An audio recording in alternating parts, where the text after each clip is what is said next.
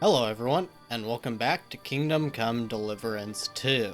And in the last episode, well, we took care of some of Ghoul's old partners in crime. We found a silver axe and repaired it, according to a fairy tale.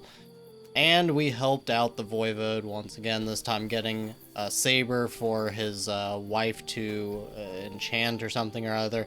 But we did not kill the dog, and if you did, that's just evil. It's just evil. But anyways, so we basically have just a couple more quests for real this time before we head to the wedding. And I don't know if you've seen all the memes, but getting to the wedding is becoming a bit of a meme because there are so many other things to do in this game, and some of you may not like some quests. I particularly like most of them, but some of those ones with ghouls were kind of annoying. Just a lot of bandits to take care of. But otherwise, we basically just need to take care of some of these perk points as we tend to do at the beginning of each episode. And let's see what we've got here. Burger is definitely one that I'm still thinking about potentially getting, although I guess when you think about it, you're not in villages and in surrounding areas needing all this stuff that often, but it could still be good to have. So let's see, where are we at? Okay, in combat, you're far more resilient than a mere mortal. Your armor will be 10 points higher at all times. Now that is that's really good, just constantly. This one's for if you don't kill people, and this one is for after you have killed somebody, or well, after a fight has ended entirely, you get some bonus stats. I think we're gonna go with this one. 10 points higher to all armor. Is it all armor? Or is it just like a total of 10? That's kind of a big difference. Let's actually take a look. Let's see what it actually looks like. Okay, it does look like it applies to basically everything. So that is definitely one of the better perks in the game as well, I think. It's just a flat across the board better armor. Now, we've already looked at... did we look at Ranger Run? After 10 seconds of fast sprinting, you will briefly get a big bonus on stamina recovery. When you slow down afterwards, you'll quickly regain your strength and can start running again. Creeping Phantom. When sneaking, your movement will be faster. That may just be nice just to remove kind of the tedium of sneaking around, and also probably helps you get around guards a little bit easier as well. And Totentens? Totentens? I don't even know how to pronounce that. After performing a perfect dodge, you get a 15% weapon attack bonus.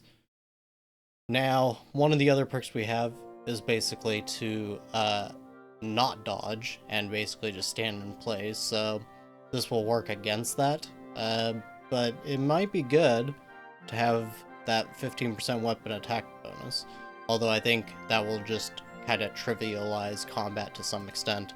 We're just going to go with the Creeping Phantom. This may be useful later, but not right now, of course. Now, we also did some training, basically, at the Nomads camp, because of those quests that we did. They gave me some free training, so that's why we have alchemy perks, even though we haven't been doing any alchemy. I guess I'm just going to do the raw food and herbs you have in your inventory will spoil 50% slower, even though we don't tend to have a lot of that kind of thing on us. And now we have repairs by craftsman will be 20% cheaper. That may actually be really good. That may actually be the best. Your through thorough maintenance, your gear will be damaged 10% slower, so you don't have to repair it as often. That's also very good. Hardened steel, the weapons you forge will have excellent properties and will therefore take 20% damage. Take damage 20% slower. And Keen Eye, if you get your gear repaired by a craftsman, you'll gain a little experience in craftsmanship. The experience you gain will increase along with the repair. Wow, so these three are all very good. This one has an upgrade. Yes. Okay, we're gonna go with that one just because we will be able to upgrade it to this, which will be your gear taking 20% less damage, so we'll want to get both of those. Now we have horsemanship.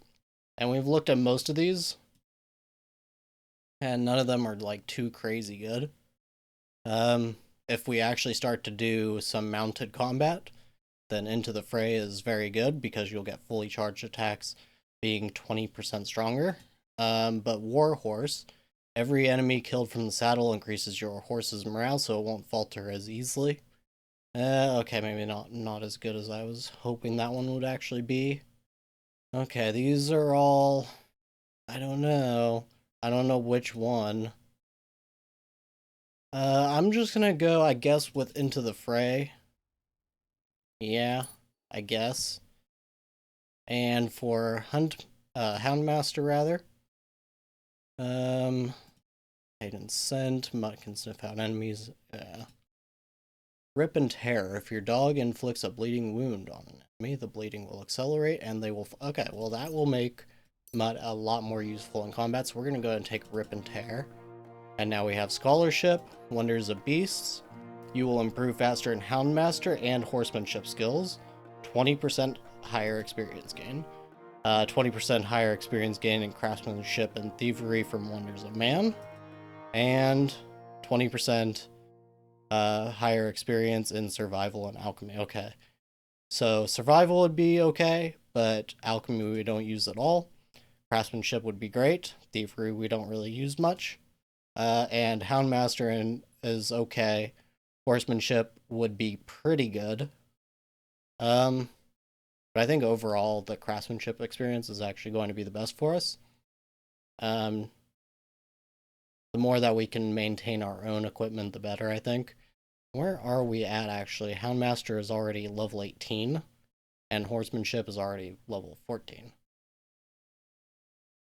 Whereas Craftsmanship is level 10. Okay, yeah, I would rather get experience in Craftsmanship then.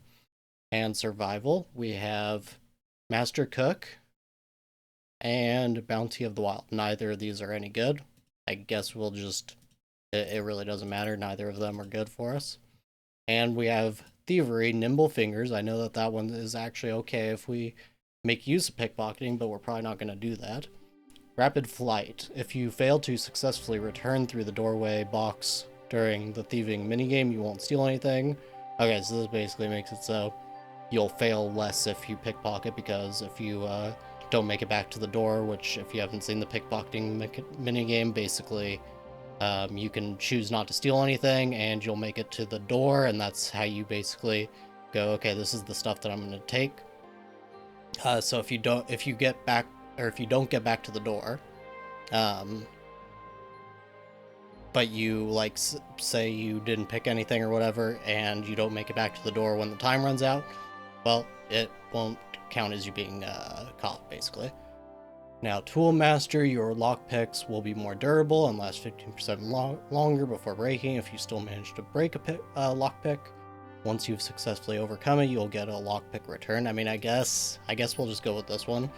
It'll kind of make picking locks a little bit easier, I guess. And so Marksmanship, okay. Now we know Crippling Shot could be okay. Howl Shot first. Your first shot will do 15% more damage. The perk will be active again after the end of the fight in which it was used. Okay, that seems really, really good. And Salvo. After each shot, you get a short-term buff during which you reload and aim faster. So you can also shoot faster, and if you do it in time, you'll regain the buff with each shot. Okay, that actually seems really, really good. Faster reload and aiming faster. One of the main issues that I have when there's a lot of enemies or a lot of bandits is that I can't reload that second shot fast enough, so I'm going to take this and just see how that actually goes. So that's everything. We have to wait a couple of days before we can do this next Gules quest, so I'm just going to roam around and probably do the other quests that are on my list, and I will be back with you guys shortly. Greetings. What brings you here so early in the morning? My name is Henry, and I've heard in the village that you're a renowned strongman, juggler, and moreover, skilled with a weapon. Is that true? Depends. Why do you ask? I'm looking for someone to help me. What's it about? Well, it's complicated. But the short version is, a few days ago I barely avoided the gravedigger's shovel. I thought I was done for. That's how badly beaten I was. And now, well, I'm feeling a bit unsure in combat. I'll need to regain my confidence, if you know what I mean. Aye, that I can do. If what you say is true, I could really help you out, friend. I've been missing a good fight around here. What would you like in return? Oh, please. I'll do it out of sheer kindness. I don't have anything to do right now anyway. You can pay me next time. We can start right away. All right? Follow me to the arena.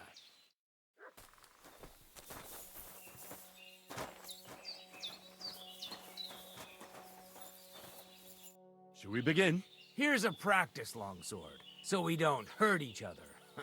Let's see what you've got. We'll start with exchanges, and if you do well, we'll try something harder. If you're going to attack, commit to it. Don't stop after a single strike. Dish out several. Now I'm going to show you a simple technique that builds on that. You'll attack from the right, then left, then right again. Attacks follow one after the other. And you don't even have to break through your opponent's cover. So right, left, and then right again. Exactly. You could also do it the other way around. I'll let you have exactly 3 strikes, so you're not wasting effort just flailing around. I'll get it. Let's do it.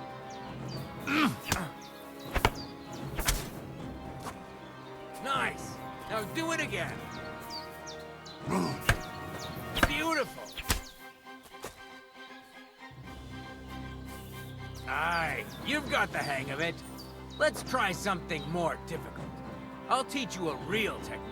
You start with a slash from above, then from the right, and when your opponent expects another attack from above, you do a quick sidestep and drag your blade horizontally across his belly.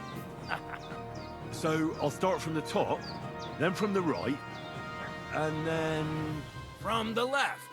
Remember, top, right, and finally, left. All right, let's give it a try.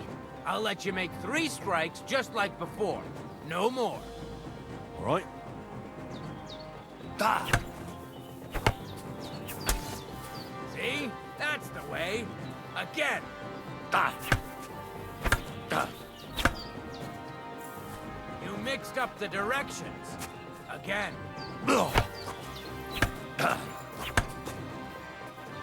Wrong. Again. And this time from the right direction. Well done.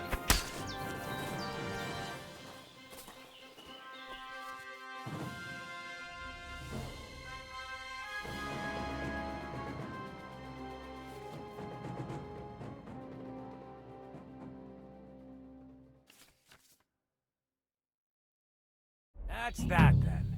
You don't even have to use a longsword for this technique. It'll work with any other weapon. That'll come in handy. And one more piece of advice.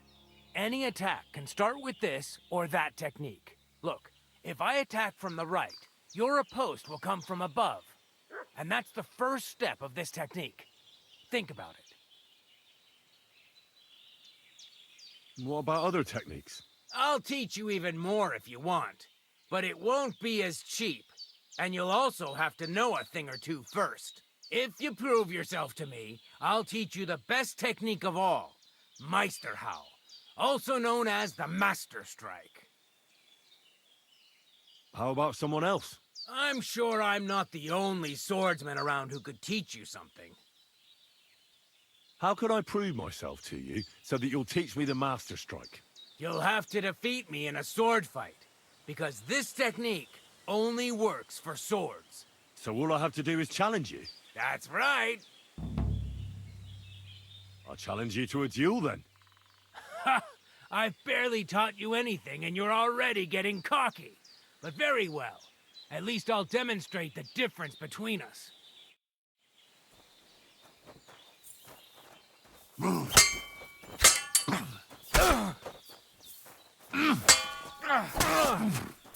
So, do you think I have what it takes? All right. You deserve to be taught the Master Strike. Here's a training sword so he won't get hurt. Let's get to it. The pinnacle of swordsmanship are so-called Master Strikes. You can only perform a technique like that with a sword, no matter if it's short or long, or if you're using a shield. What you do need is a blade and a guard that protects your hands. Master Strike is a technique that allows you to counter an opponent's attack with your own. A swordsman that can learn such a technique is undefeatable. Let me show you. Attack me from the right. Surprise? Now you try. Master Strikes are what elevates the swords above other weapons, and there is no defense against them. You've learned how to parry your opponent's attack with a properly timed block, but this time, you attack instead of blocking. Timing and direction are everything. Hit your opponent at the right time and from the right angle. I'll attack slowly from above. You take up position with your sword below and strike against my attack. But enough talk. Come and try it yourself. No! You need to attack too! Snap out of it! Alright, let's try it once more. But this time, I'll attack from the side. Now pay attention. If I hold my sword to the left, put yours to the right. If I'm on the right, get ready on the left. Master Strike works only with an opposite strike. Otherwise, it's the same. You strike when I begin my attack. Ready? Always. Good. Again. That's the way. You're getting the hang of it. Now let's try it for real. I'll fight you normally, and you have to pay attention to which direction I'm attacking from. Then attack from the opposite side. I understand. Let's start. You're getting the hang of it. Again. Beautiful. Try it again. Not like that. You were supposed to counterattack from the opposite side when I started attacking. Here's a few more tips. If your opponent knows how to perform a Master Strike, don't give them an opportunity to use it. Try not to attack from the opposite side. Now for the most important part. You can use a Master Strike to defend against an opponent's riposte. After a perfect block, your positions are always set. Your opponent knocks your sword to the left, then attacks with a riposte to the right. Until that point, you could only defend yourself with a perfect block. Now you can surprise your opponent with a Master Strike that he hasn't a hope of blocking. Understand? Why should I use the Master Strike? If all you do is defend, you're bound to fail sooner or later. That's why it's better to counterattack. Strike the opponent's weapon from the opposite side. You'll block their weapon while hitting them at the same time. That's what the Master Strike is all about. Usually, you'll be aiming at your opponent's weak point. If you don't win the fight then and there, you'll surely at least injure and stun your opponent. If that's the case, don't stop. Keep attacking before your opponent has a chance to recover. Why should I use a perfect block when I can do a Master Strike? That depends. Sometimes it's good to exchange a few blocks and counterattacks, then unexpectedly finish with a Master Strike. Your opponent can't use a Master Strike if you don't attack from the opposite side. Try changing the position of your blade. Attack unpredictably. If your opponent uses a perfect block and his riposte is headed towards your blade, attack instead of defending, and you might win the fight. What's better, the Master Strike or combos? Combos are purely offensive techniques. They're strings of attacks to put your opponent in a position you want. Then you can finish them off with a stronger technique. But even your combo can be interrupted by an opponent's Master Strike. When your combo doesn't work out, your opponent interrupts it with a block and attacks. It doesn't mean the fight's over. Just use a perfect block. Or you can even use a Master Strike. That's enough for me. I think I understand. Good.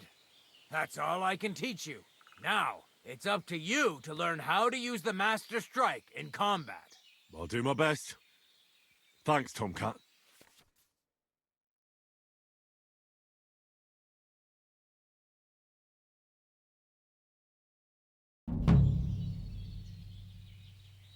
Will you teach me another swordsmanship trick? Certainly, but you better not talk about it like that. I mean, between you and me you can, but the Grand Masters make a big show about calling it swordsmanship technique. I understand. So technique, eh? Aye, aye. These days, people put their faith into all kinds of shite. And as far as dueling is concerned, it's currently fashionable to give everything German names. German? Aye, it's all Mittelhau, Kurzhau, and who knows what else. Who can make heads or tails of it? I simply know how to fight, how to win, and don't give a rat's ass about German. Excellent. That sounds good. Let's get started. Certainly. Why not? I happen to have some time on my hands, and a good stretch would do me well.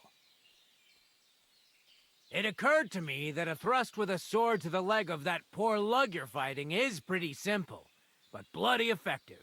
It'd be my pleasure to teach you that. That sounds good. Teach me that. Aye, as I said, it's a quick slash to the leg. After 2 quick attacks from above, instead of lifting the sword, you unexpectedly attack the knee of your opponent's front leg. Nothing to think about. Quick work, and it's done. Now, come and try it a few times. Well, I'll be. I'd like to learn a new combat technique. Certainly. Why not? I happen to have some time on my hands, and a good stretch would do me well. You probably know I prefer good old melee weapons, huh? And it's always better to use a shield for protection. If you want, I can teach you a simple way to use the shield to attack. That sounds good. Teach me that. As I said before, you can also use your shield offensively. By faking an upper attack, you force your opponent to raise his weapon hand, which you subsequently deflect with your shield. And when he's distracted, you hit him in the head, and he's finished. Now, come and try it a few times. But why not? You've got talent. I'm sorry. I'd like to learn a new combat technique. Certainly. Why not? I happen to have some time on my hands, and a good stretch would do me well. I don't know if you like fistfights as much as I do, but I know one quick blow that can reliably knock out any tough bastard and send him to the ground. Guaranteed. Would you like me to show you? That sounds good. Teach me that. But of course, it's not that difficult. But I'd say it's a good place to start.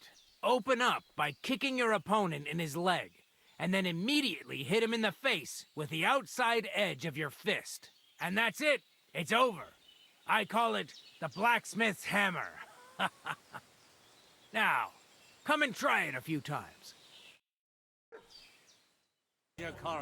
Greetings. Do you need something? I need some advice. You want some advice? Here's some for free. I catch you fighting here again, and I'll spank your bare ass like a brat. Down to business. I don't have all day for you, so what do you want? I promised Radovan the blacksmith I'd go and see Ambrose the Hermit in Apollonia. My God, lad, stay away from them rocks. Ambrose the Hermit sold his soul to the devil and won't talk to nobody no more. I heard that as well. But it seems a bit far-fetched. So why would an evil spirit suddenly start appearing near Apollonia? It's the devil's work, believe you me. And has anyone sent to the castle for the priest? Not at all. Bailiff Thrush is keeping it quiet so far. 4 strangers came here yesterday. They sat in the corner there, but once they heard about the apparition, they started to take a big interest.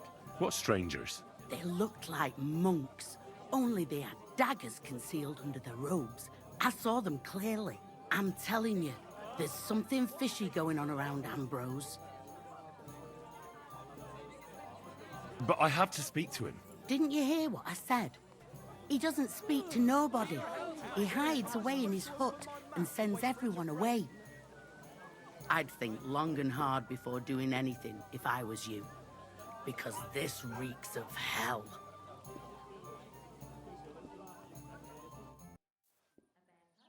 There's something else I need to know about this hermit. Ask then if you must. What do you know about this apparition? Stanislav, the herds boy. He comes running into the village that night, all terrified, saying he'd seen a rider from hell in Apollonia. And the very next night, it appeared in the rocks below the road to Tahov. There's this conciliatory stone cross there. And the next day, it was at a funny angle. There's some devilry in it for sure. And it was the herds boy who saw it by the cross, or someone else? The apothecary's wife, Gerda. Ask her yourself. She's not been herself ever since, poor woman. Where can I find the herds boy? Stanislav has a sheep pen in the meadow beyond the Troskovitz graveyard, right above the big crossroads outside Apollonia. How do I get to the hermit? You're asking for trouble, lad. But all right, if you insist, you go through Apollonia along the path below the rocks till you reach the point where it crosses the stream. And from there, you take the path uphill to the left, leading into the rocks. Who's this hermit fella, anyway? No one knows. He settled in the rocks a few years back. Folk used to go to him for various healing ointments or advice. And what has he got to do with this apparition? Well, he was at death's door recently, bedridden, and then suddenly he's got his health back. Just like that. And he's like a different man since then. He sends everyone who goes to see him packing. Mark my words. He sold his soul to the devil to get better. And the devil sometimes comes here on the prowl for unwary souls. Where did these peculiar monks come from? Hard to say, but they rode in on well-fed horses. Monks on horseback? That's definitely odd. Well, Bashka the Butcher says they came from the bishop about that diabolical apparition. In short, the Inquisition.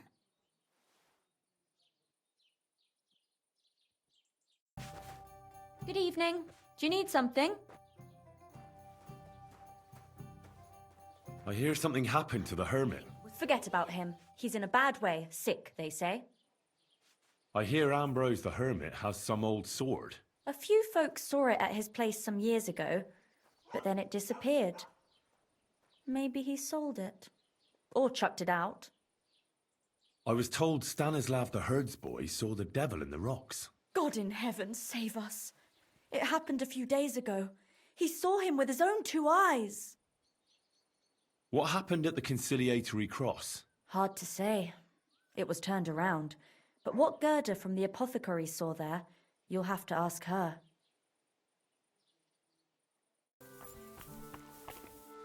Lord be with you. I'd like to ask you about something. No, I don't want to talk about it anymore. Go away, please.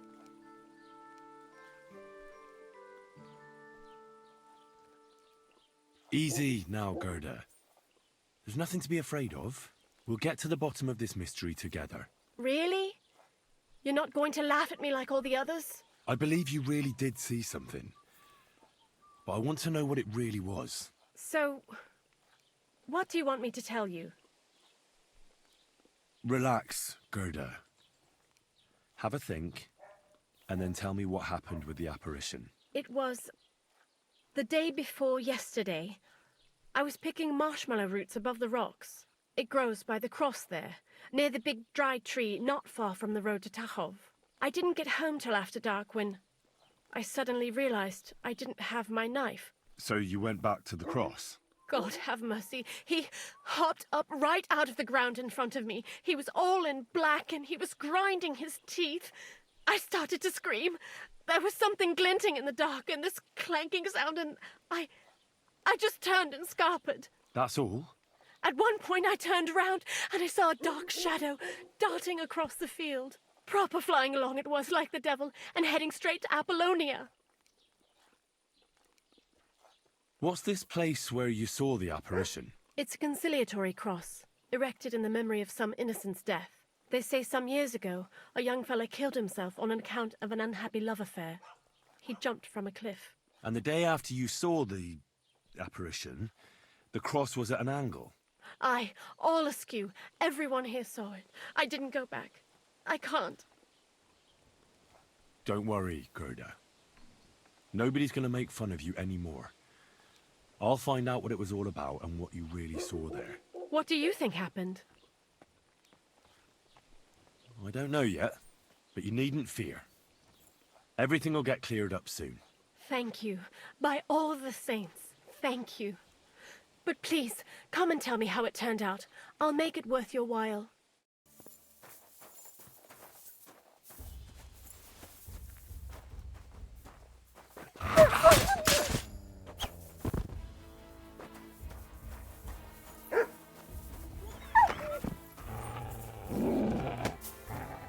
Sick!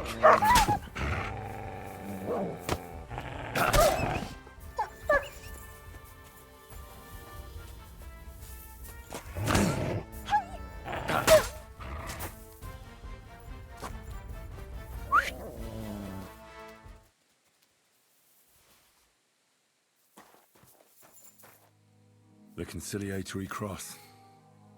A memorial to the unfortunate death of that young man. But I'm more interested in what secrets it conceals now.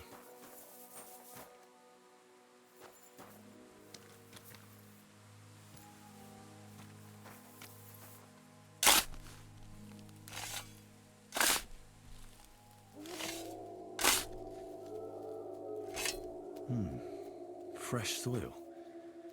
Someone was digging here recently. It doesn't look like an apparition, Gerda.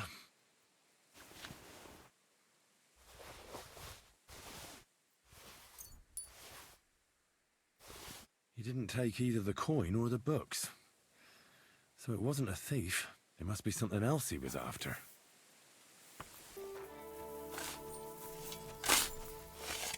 What on earth are you doing here? Nothing. What's with that hole there? What about it? You've got a body in there, haven't you? Admit it. I ain't got nothing in there. Then what are you up to here? Look, I mean no disrespect, but I ain't having the best of days. So, thanks for stopping by, but no need to tarry for my sake. Is there anything I can do to help? I think not. But thanks anyway. Come now. You surely won't turn down a helping hand. What is it you're up to? You're a stubborn one, aren't you? But all right then. Listen up. I'm Bolek. And I'm Henry. See, what I'm doing here is... How do I... Sakura. How to explain this? Well, it's just... The hand of God dragged me here to look for the Holy Grail. And what is this Grail? The Grail! Christ's chalice! I don't know about that. The cup that Jesus and his disciples drank from at the Last Supper. He served them wine from it, and his blood flowed into it when they nailed him to the cross. The greatest relic of all time. Ah, I see. And why in God's name did you think something so precious would be here of all places? Because I met this old monk the other day. He wasn't entirely right in the head. He kept muttering to himself and looked the worse for wear. Not a pleasant sight, but I felt sorry for him. So I shared some wine and a piece of bacon with him, and he gave me a parchment with writing on it. You can read? Of course I can't read.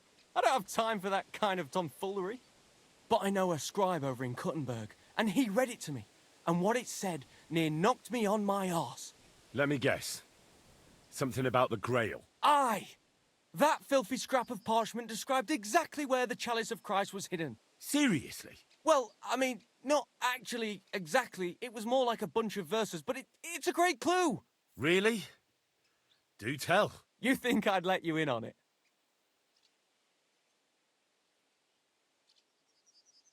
And what are you going to do when you find the Grail? Well, then I'll have it, won't I? They'll come after you. Word will get out that you have it. If you're lucky, they'll offer to buy it for a pittance. If you're not, they'll cut your throat while you sleep. How long do you think you'll last?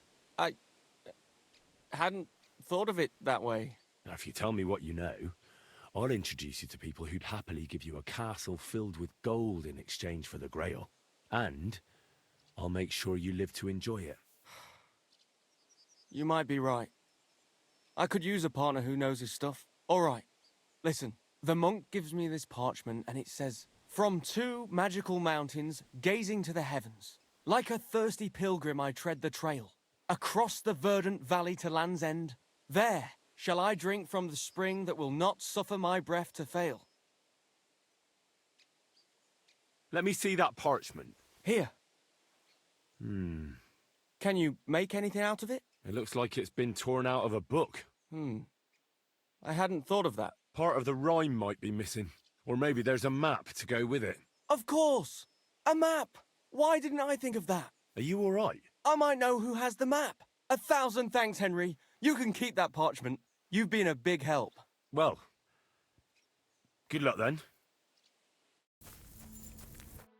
Christ, can't you wash up before going out in public? I hear you saw some diabolical apparition. Is that true? Ah, you're that wolf hunter, Henry, aren't you? Yeah. This time I need something from you. What about that apparition? Tell me. Why'd you want to know? Forget that shit, pal. It reeks of fire and brimstone.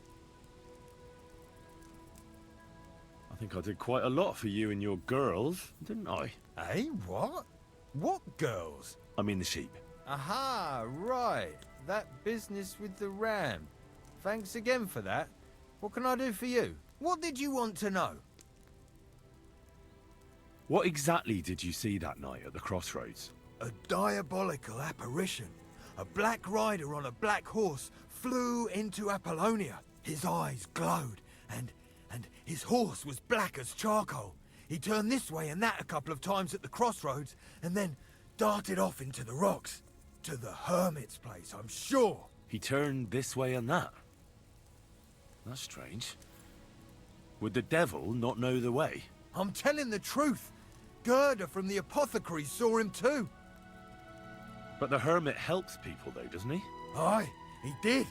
Only now they're saying he was at death's door and sold his soul to the devil.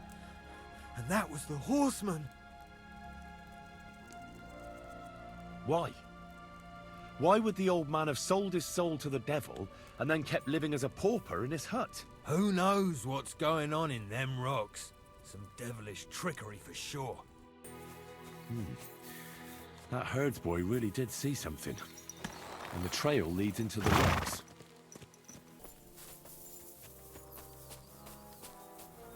Huh. A horse? What's it doing here in the woods? I should take a closer look.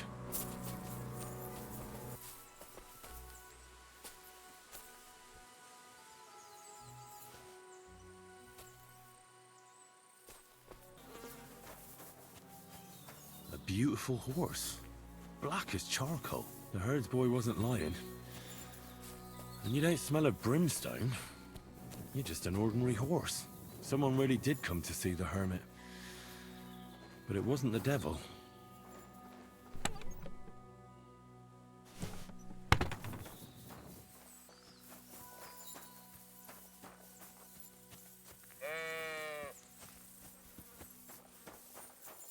You've no business here, fella. Go back where you...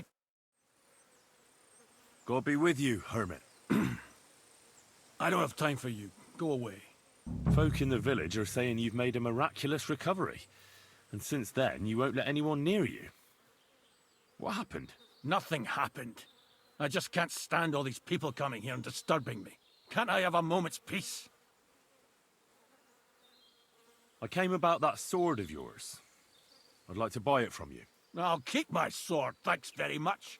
It's a fine piece. Right. Long since broken and unused. I wouldn't hum and haw too long if I were you. Radovan the blacksmith will give you a good price for it. Oh, right. You mean that sword? I don't have it anymore.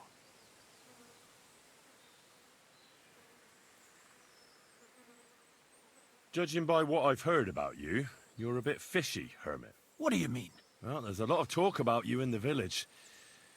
They say you've made a pact with the devil, and are summoning demons from hell. Old wives' tales. What do I care about such nonsense? Well, but supposing it isn't nonsense. Of course it is.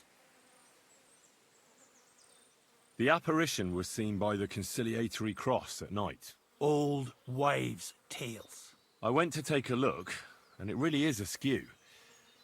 But it wasn't magic that Hellspawn was wielding. It was a shovel. There was a hiding place beneath the cross.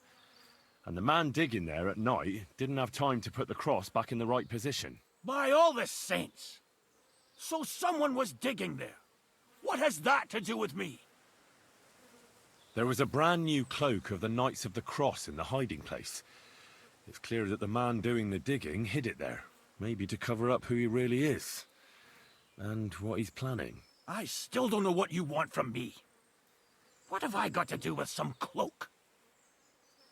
The man who took things from the hiding place can't have been some chance thief, because he left a purse full of coin there. So keep the groschen, lad, and stop pestering me. It's nothing to do with me.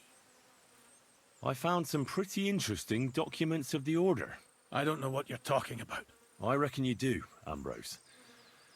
According to one of the documents, you were appointed Seneschal of the Knights of the Cross with the Red Star. Or are you going to tell me it was some other Ambrose? I'm not going to tell you anything. I don't know anything about any documents. A few nights ago, a herdsboy saw a black horseman ride into Apollonia. He thought it was an apparition, but I think a demon would have known the road to Apollonia and wouldn't have spun round and round at the crossroads like a top. Why are you telling me this? Because I found a black horse stabled in a pen here, in the woods below the rocks. A well-fed, healthy horse, black as charcoal. The man who rode on it wasn't an apparition, or the devil. Why are you telling me all this? For God's sake! Stop this nonsense right now. That's enough. I think there are enough fishy things going on around you for me to tell the bailiff, but you're in luck. All I'm after is that broken sword. So, come clean. You're wide of the mark. But in the end, maybe you could help me. What do you want help with, Ambrose? I'm not Ambrose. He died some time ago. I am Conrad, Knight of the Cross with the Red Star. What are you doing in the Hermit's hut, then? In Prague, I got into a serious dispute. Ambrose was the only person who could help me. That's why I came to see him. I'm guessing that the diabolical horseman scaring people round these parts was you. That was not my intention, believe me. Ambrose is dead, you say? How did it happen? He was an old man. Unfortunately, he was already at death's door when I found him. And you had nothing to do with his death? Of course not. Ambrose was my friend. I'd known him for 20 years. He was a good member of the Order, and an outstanding teacher. Ambrose was a member of your order? More than a member. He was the Seneschal, second in rank only to the Grand Master. He served the Order for many years before getting into a dispute with the Prague chapter and the Inquisition. Then he had to disappear. I was the only one to know where to look for him. But I came too late. All he managed to tell me was his last wish. You scared the life out of Gerda from Troskovitz that night. What were you doing there? Ambrose had a hiding place beneath the cross where he kept things from his past. I found some documents there from the Knights of the Cross. But Ambrose clearly wasn't interested in them. So what did he send you to get? He sensed that death was coming for him. He wanted me to help settle his affairs. And he also longed to hold his old sword in his hands one last time. I went to his hiding place that very night. But by the time I got back, Ambrose was dead. I put the blade on his grave, in place of a cross. So the sword is on Ambrose's grave. Will you tell me where I can find it? You want to disturb his rest? I just want the sword, that's all. It's no use to him now. All right. I'll tell you where his grave is, if you fulfill Ambrose's last wish instead of me. I can't do it. All right. What am I supposed to do? Listen carefully, then. There's an old widow called Margaret living in the village. Take this cross to her, and say to her exactly these words. Margaret, Ambrose forgives you, but his brother must get what is rightfully his. Margaret, Ambrose forgives you, but his brother must get what is rightfully his. That's right. I hope she'll know what this is about. Don't worry, she will. Give her the cross, and I'll tell you where you can find the sword. Benedictio Domini sit tecum. Good day. What would you like? This might seem strange, but I'm supposed to give you this. A cross? Mother of God. What's the meaning of this? Margaret, Ambrose forgives you, but his brother must get what he deserves. Ambrose? The Hermit? It was his wish that I give you the cross and the message. He said you'd know what it's about. Oh my God! By all that's holy, it couldn't possibly be him. All those years, I'd lost hope. I never forgave myself. I committed a mortal sin. Well, I don't know what you did. But this is supposed to be your absolution. No, there's no absolution. Not yet. You said it yourself. Not until Ambrose's brother gets what he deserves. The bones. They still lie there outside the wall. Help me. His soul must find peace. All right. I'll help you. But you'll have to tell me more. Thank you, lad. Thank you. I'll tell you everything. It's a curse. I've never told anyone about it. And it's a good thing you caught me here. At the graveyard. What does the graveyard have to do with absolution? Hold on. Not so fast. I'll tell you everything. First, tell me... Are you afraid of the dead? It's the living I'm more afraid of than the dead. One should fear the dead. But in the end, it's probably a good thing that you have no fear.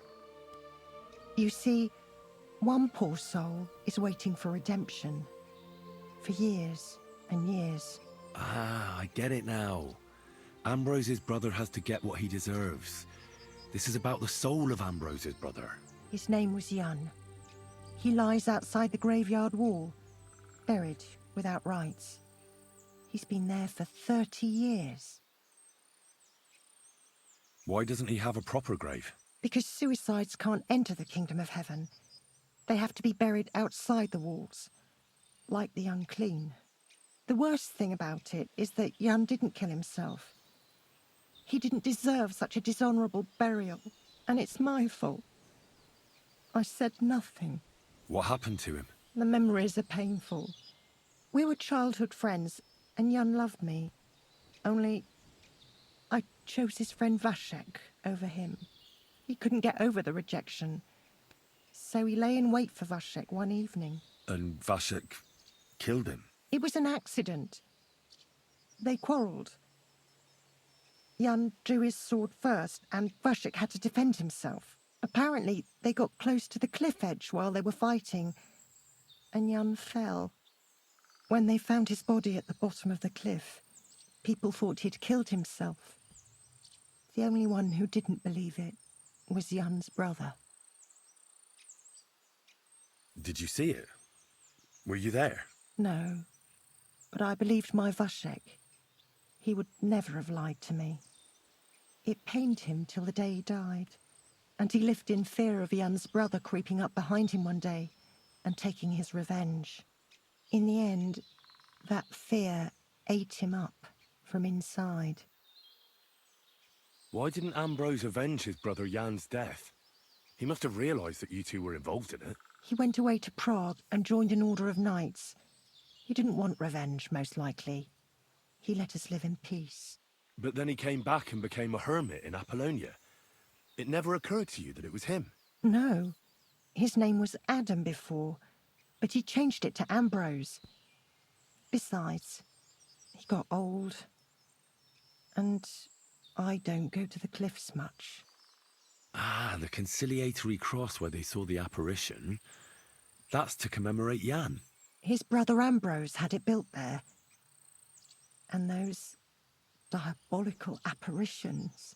It's my fault for saying nothing. God is punishing me for my sins. Nonsense. God wouldn't use a diabolical apparition to scare you, would he? And what's more, Ambrose forgave you, didn't he? Only on the condition that Jan's bones will be laid to rest in consecrated ground. Help me lay him to rest in a proper grave, please. But without telling the priest and gravedigger. Isn't that sacrilege? That's the only way we can put right a terrible mistake. Jan didn't kill himself. All right. We'll give him a proper burial. Jan's soul has the right to eternal rest. Thank you. The Lord will pay you back 100-fold. There's a rose bush outside the graveyard wall. You'll find his bones beneath it. Please bury him beside my Vashek. Here, beneath the pine tree. In that way they'll be reconciled, at least in death.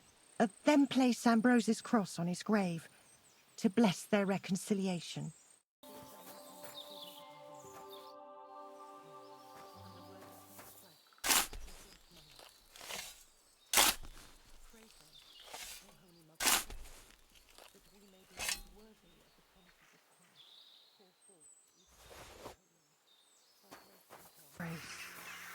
The Lord is with thee. Intercede for my forgiveness. And may their souls find eternal salvation. I know my silence is a sin. Jan did nothing wrong. Our Father, who art in heaven, hallowed.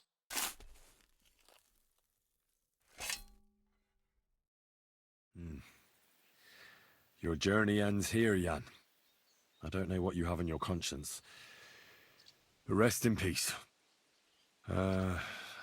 I don't know much about prayer in these situations, but...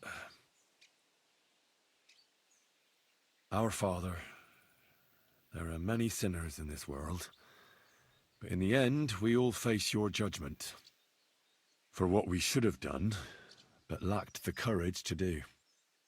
So forgive me this little sacrilege. You know better than anyone that it was the right thing to do. Thy will be done, on earth as it is in heaven, and deliver us from evil. Amen.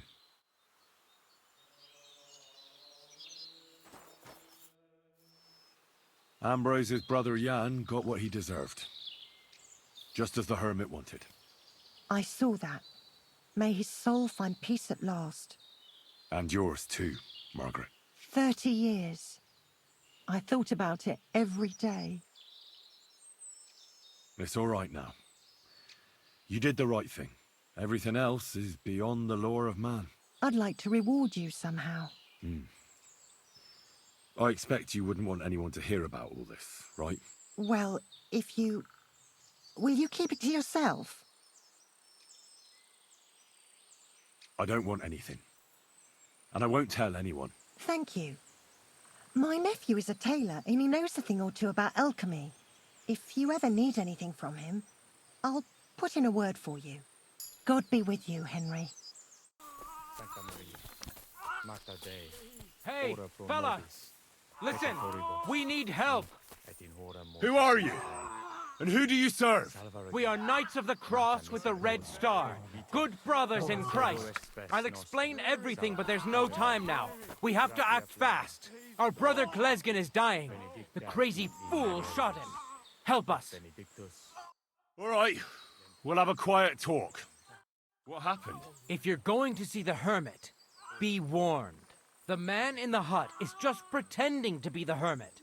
His name is Conrad, and he's a fraud and a murderer. The Inquisition paid him to murder our Grandmaster Zdeněk in Prague.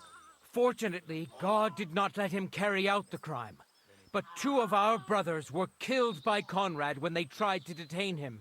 And I see a third one will soon join them. He was just about to flee from here as well.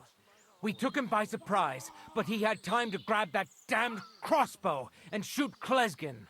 By the Virgin Mary, help us. We have to catch him. Did Conrad really want to flee? Yes. We stopped him at the last moment. He almost got away, but we surrounded him. You're a knight of an order? Yes.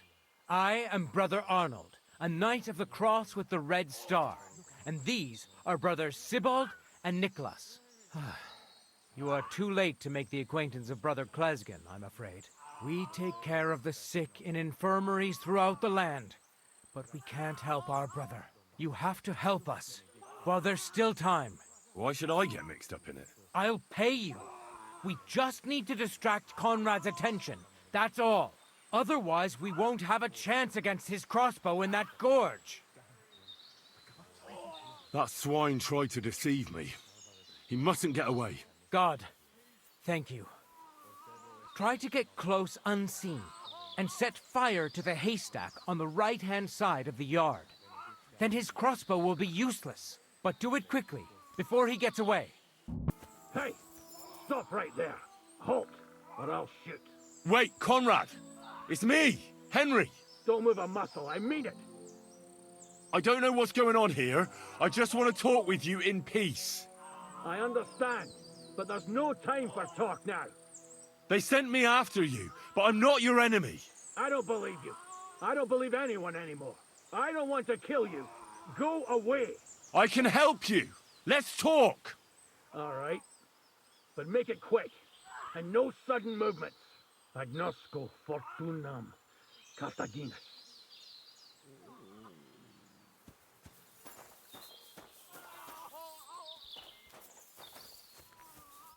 What do you want? You want it to run off and break our agreement. And what is it you want to hear from me? Why do they want to kill you? Why? They want to silence me. I had proof of our Grandmaster's Denyek's treachery. But they are blind. They refuse to believe me. What about the murders? Did you really kill 2 brothers of the Order? I had to defend myself. I'd be dead if I hadn't killed them. Where can I find Ambrose's broken sword? It's not far. At the edge of the meadow up there are 2 entangled birch trees. There's a grave beneath them, and the sword is on the grave. That's all I need to know. There's no time to go into it. Sorry, young man. You got mixed up in a game of high stakes, and there's no way back.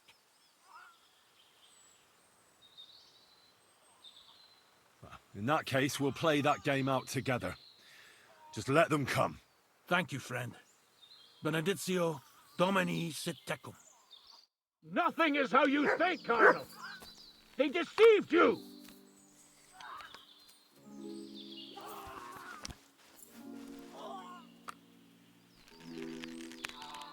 Dead man.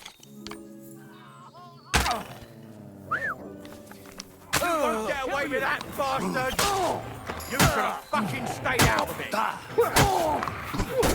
You'll never beat me, you swine!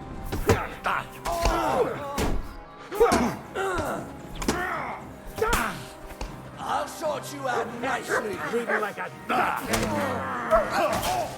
Don't dare bleed to death before I got you!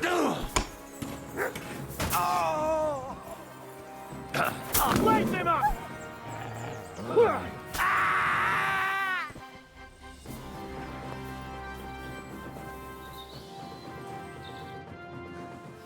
Damn it! What was that all about?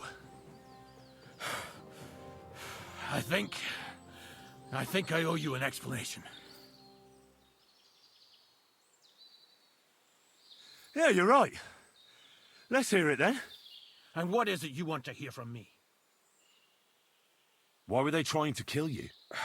I had proof that our Grand Master's Denyek had betrayed the Order and was conspiring with the Prague chapter. But it was turned against me. Damned Inquisition. First they chased out Ambrose, and now me. That's all I need to know. And that's an end to it. This is in return for your silence. Thank you, but no. On the run, you'll need the money more than me. Where's the Hermit's grave? It ought to be somewhere around here.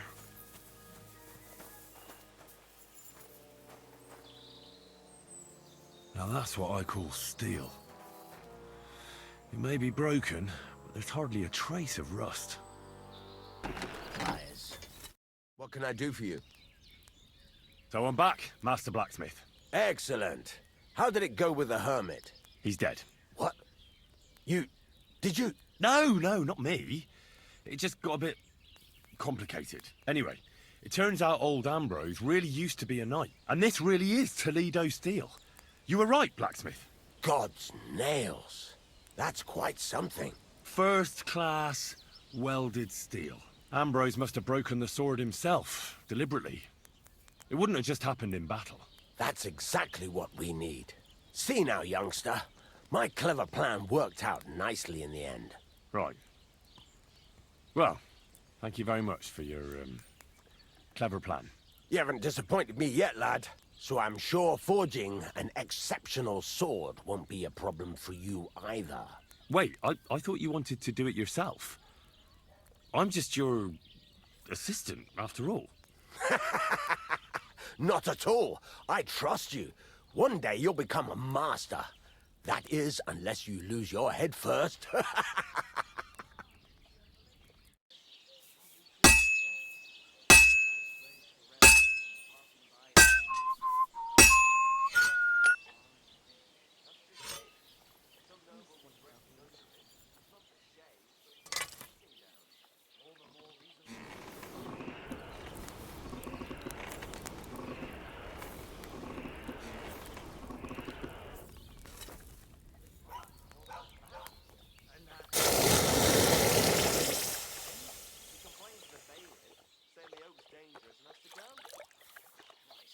There'll be nothing nice left here at this rate. Don't worry. When's the last time you saw the bailiff get anything done on time? That tree will still be here long after it. What do you need? Hurry up. I don't have all day. I've got something for you, blacksmith. God's nails, you weren't bullshitting. I'd say it looks pretty much like a sword, eh? Looks like. This is a damned fine piece of steel. Damned fine. Thanks. I was glad to help, but now there's something I need from you. I'll pay you, of course. And if you want to do some smithing, I won't throw you out of my forge either. No, you know full well what I need. I have to get to Samin's wedding. Why is it so important for you? It'll just be a lot of people stuffing their faces. You can find that anywhere. I have my reasons, and you don't need to know them. God's nails, lad. You're full of mysteries. But whatever, that's your business. I don't mind taking you to the wedding. Nothing to it. We can set off once you're ready.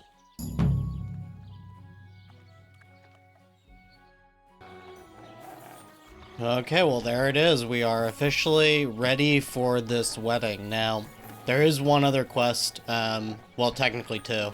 There's one other quest though, that I've been unable to actually start. It was over at the Nomads camp. It's something to do with some horse racers or something quarreling. I have been unable to get that one to start. I don't know what's up with that. And then we have one other one that actually happens at Trusky Castle, which I think we have to progress in the main story before we're able to actually do that.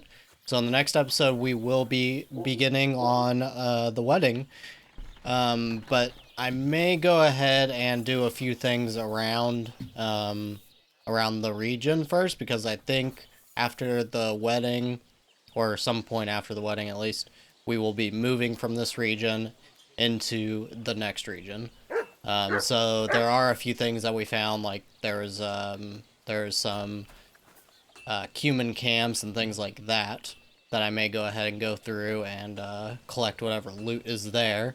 We're doing pretty well on money. We're doing pretty well. We have 2,200 despite I've been spending a lot of it on training and things like that. So we're doing quite well. I wouldn't mind though looking around at some of the merchants around here and seeing if I can't upgrade our equipment just a little bit more. But either way, that is going to be it for this episode. And as always, I thank you very much for watching, and I'll see you next time.